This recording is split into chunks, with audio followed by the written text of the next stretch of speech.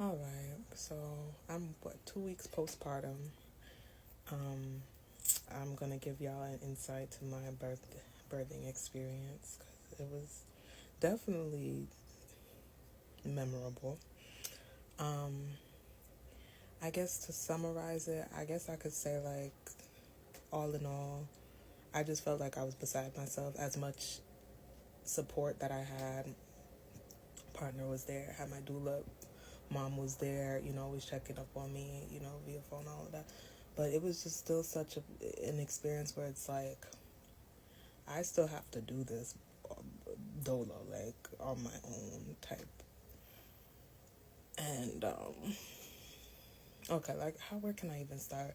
So, my due date was January 4th, and on January 4th, I was having a lot of contractions, but most of the contractions were not like in my abdomen, in my belly. I was feeling them in my back. It was a lot of back pressure, a lot of rectal pressure.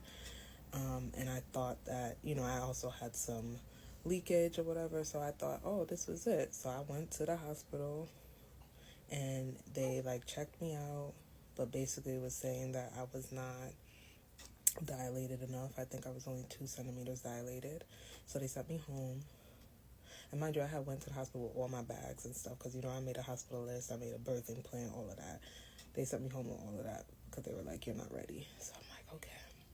And I don't know, I was sure my son was going to come on his day, but that didn't happen. So when I get home, because I walked around because it's saying I need to walk around to like, get things moving. I also did not want to have to schedule an induction either. I'm like, I want to give birth just naturally when it's time, when it's ready. So, walked around, ate some food. Later that night, it's like I tried to eat again. I threw up. And I was going through, there was nothing I could do. And in my little room, I'm there going from every corner, trying to figure out what feels comfortable. I was like on the birthing ball, like on the bed, heating pad on deck, like nothing was working. And I'm like, I can't even sleep.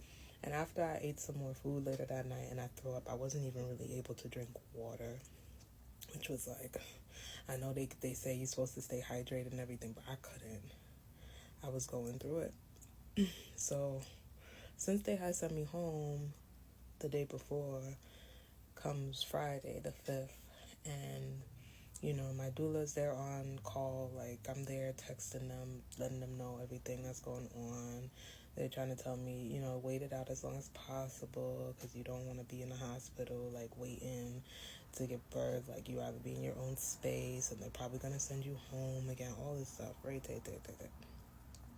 So I'm trying to, like, get it together. My partner ends up going to work because he already took off the day before.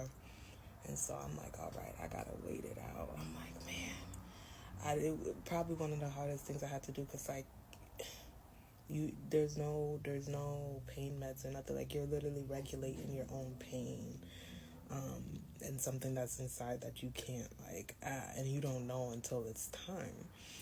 So I'm like there. I found a way to lay on my heating pad, and I had to keep it on my back in a specific way. Otherwise, it was like the pressure was too much.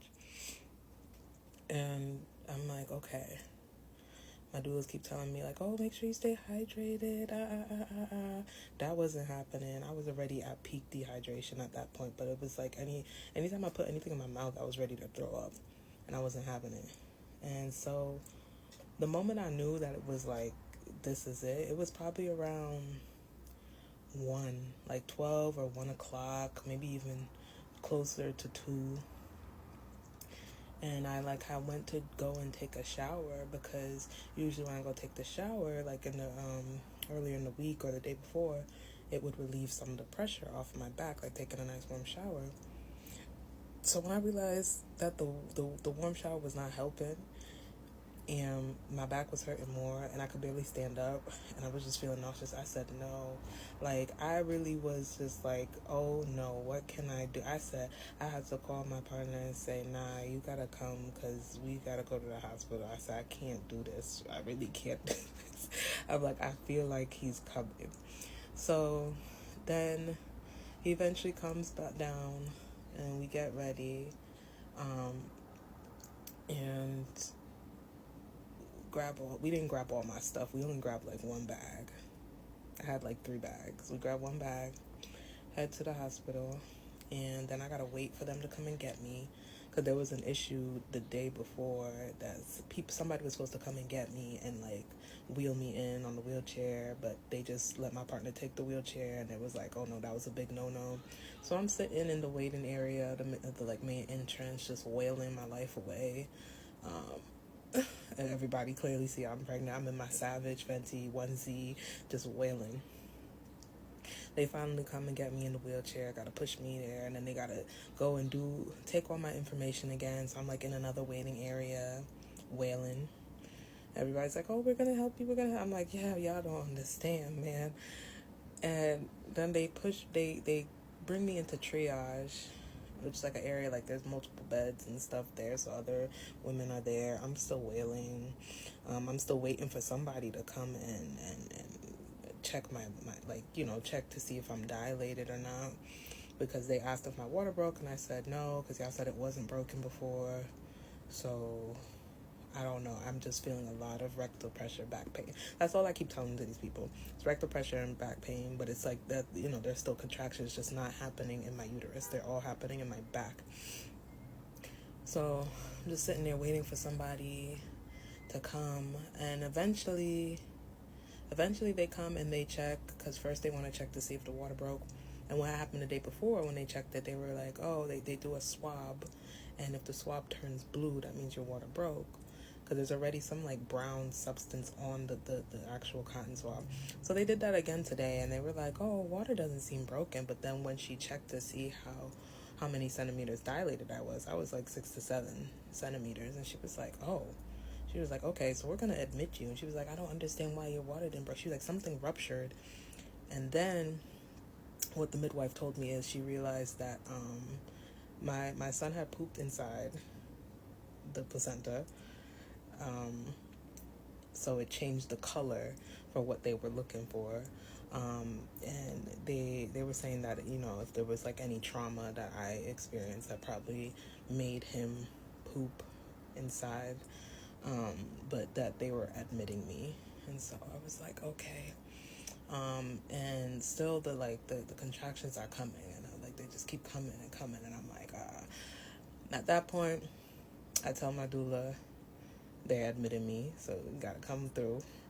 I was late to tell them when I got to the hospital, because I was just going through it. Partner's there.